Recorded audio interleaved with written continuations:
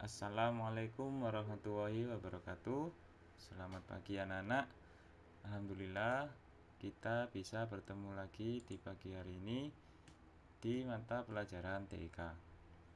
Baik, sebelum memulai pelajaran pada pagi hari ini, marilah kita berdoa terlebih dahulu supaya ilmu yang kalian dapatkan nanti bisa bermanfaat dan barokah.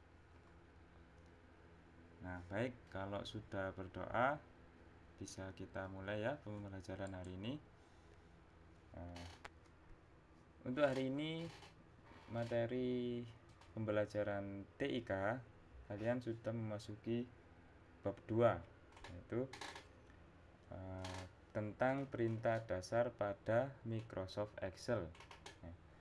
Jadi sambil menyimak video dari Pak Noval ini, kalian buka juga ya LKS kalian, LKS TIK kalian yang bab 2 ya, dimulai dari halaman 18. Nah, pertama kita buka dulu aplikasi Microsoft Excel-nya.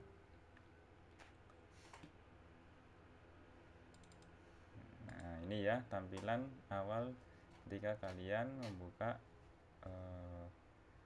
aplikasi Microsoft Excel.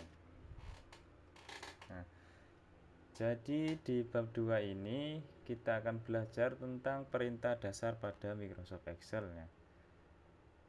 Lalu di bagian A, perintah-perintah dasar pada Microsoft Excel. Nah, di situ salah satu dari perintah-perintah dasar itu ada beberapa istilah ya, seperti workbook, worksheet, cell, dan range. Nah, untuk lebih jelasnya akan Bapak praktekkan ya. Yang pertama, mengenal workbook dan worksheet.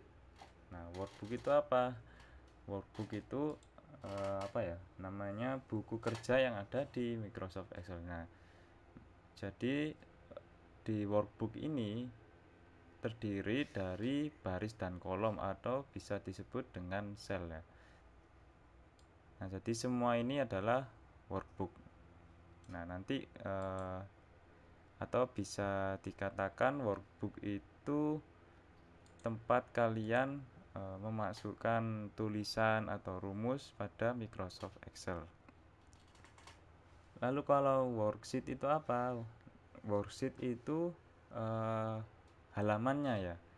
Jadi misal ini workbook pada sheet 1 atau worksheet 1.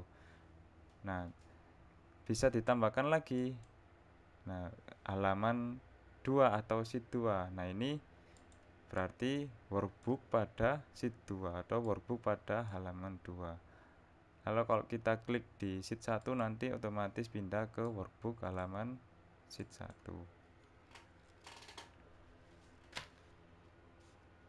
Nah, bisa dimengerti ya. Lalu caranya menambahkan worksheet baru pada Microsoft Excel. Pertama ya, kalian klik tombol insert pada worksheet, yaitu letaknya di bagian bawah sini ya. Nah, ini ada sheet 1 dan sheet 2. Nah, di situ kalian klik tombol ini, tombol seperti plus ini ya. Nah, fungsinya ini yaitu untuk menambahkan sheet baru. Nah, seperti ini.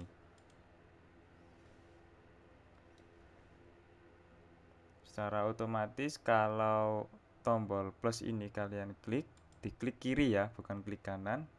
Nah, otomatis halamannya akan muncul seperti baru. Nah, misal biar tidak bingung ya Bapak contohkan. Misal di sini Bapak di sheet 1 di workbooknya di sel salah satu workbook di sheet 1 Pak Noval kasih nomor 1. Nah, di sheet 2 sini selnya Pak Noval kasih nomor 2. Di sheet 3 sini Noval kasih nomor 3. Lalu di sheet 4. Nah, ini kalau Pak Noval klik di sheet 1 otomatis kita masuk di workbook pada halaman sheet 1 ya. Lalu di sheet 2 juga. Nah seperti itu ya. Nah lalu selain bisa menambahkan worksheet atau halaman pada Microsoft Excel, kita juga bisa menghapus worksheet tersebut. Nah misal Pak Noval ingin menghapus sheet 4 atau worksheet 4. Nah caranya gimana? Yaitu arahkan pointer kalian ke sini, ke worksheetnya ya, ke worksheet 4. Kalian klik kanan. Nah ini ada pilihan delete, lalu kalian klik delete. Klik kiri delete, kalian klik, muncul notifikasi seperti ini, kalian klik delete. Nah secara otomatis worksheetnya tinggal 3 karena worksheet 4 nya tadi sudah dihapus. Nah seperti itu ya. Lalu caranya mengubah nama worksheet. Nah, kita juga bisa mengubah nama worksheet di Microsoft Excel. Misal di sheet 1 atau worksheet 1 kita ubah namanya menjadi apa, misal di sini kita. Nah cara mengubahnya bagaimana? Kalian klik kanan sheet 1 ini, lalu pilih rename. Nah, otomatis tinggal kalian ganti ya namanya sesuai kebutuhan kalian. Misal ini Bapak kasih nama kelas 5 gini ya. Lalu yang ini kelas 6 kelas 6 ya. Nah jadi caranya seperti itu ya untuk mengganti nama dari worksheet, yaitu arahkan pointer kalian ke worksheetnya yang ingin kalian ganti namanya, lalu klik kanan, otomatis muncul tampilan seperti ini, lalu klik rename. Nah tinggal kalian ketik nama yang sesuai kalian inginkan tadi. Nah lalu mengenal sel dan sel aktif. Nah sel dan sel aktif itu maksudnya apa sih? Nah sel dan sel aktif itu pertemuan antara kolom dan baris. Nah biasanya ketika kalian baru saja atau awal membuat dokumen baru di Microsoft Excel, itu sel aktifnya selalu otomatis pada A1 ya. A1 kenapa A1? Karena ini sel yang aktif itu maksudnya yang Bapak klik di sel yang Bapak klik dengan klik kiri ini ya.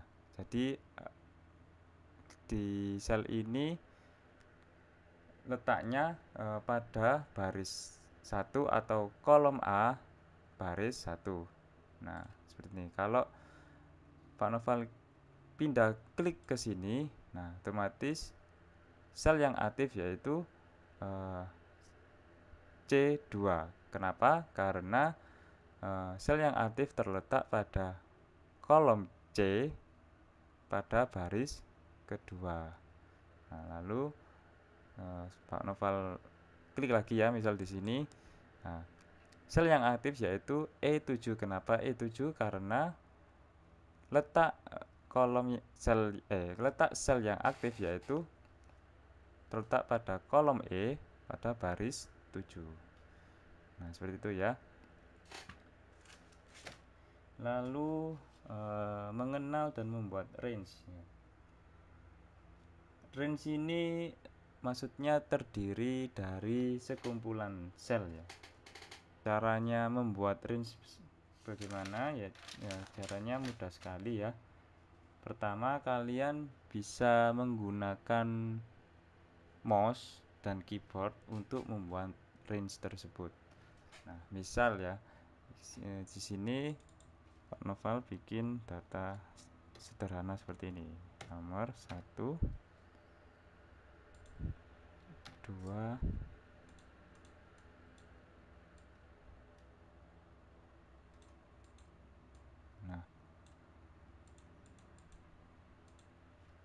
Nah, ada contoh ya, ini ya, cuma contoh saja. Nah, baik. Lalu cara membuat range-nya bagaimana? Misal cara pertama yaitu menggunakan mouse. Nah, pertama kalian letakkan mouse di sini ya. Lalu kalian tekan shift pada keyboard kalian, kalian tahan shift-nya, lalu arahkan pointer ke angka 10. Nah, ini yang dimaksud dengan range. Nah, jadi seperti apa ya, memblok gitu ya, memblok semua sel yang aktif. Lalu bisa juga dengan cara yang cepat, yaitu kita seret gini ya. Jadi dari sel aktif yang paling atas kita klik kiri tahan, lalu arahkan mouse ke bawah. Nah, bisa juga seperti ini. Ada berbagai macam cara ya. Lalu kita juga bisa menggunakan keyboard tanpa mouse. Jadi caranya, nah ini Pak Noval tidak menggunakan mouse ya, jadi langsung menggunakan keyboard saja. Pertama, kalian arahkan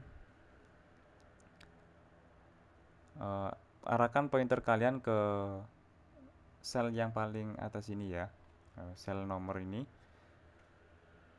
Lalu kalian klik shift ya pada keyboard kalian, lalu arahkan tombol panah ke bawah.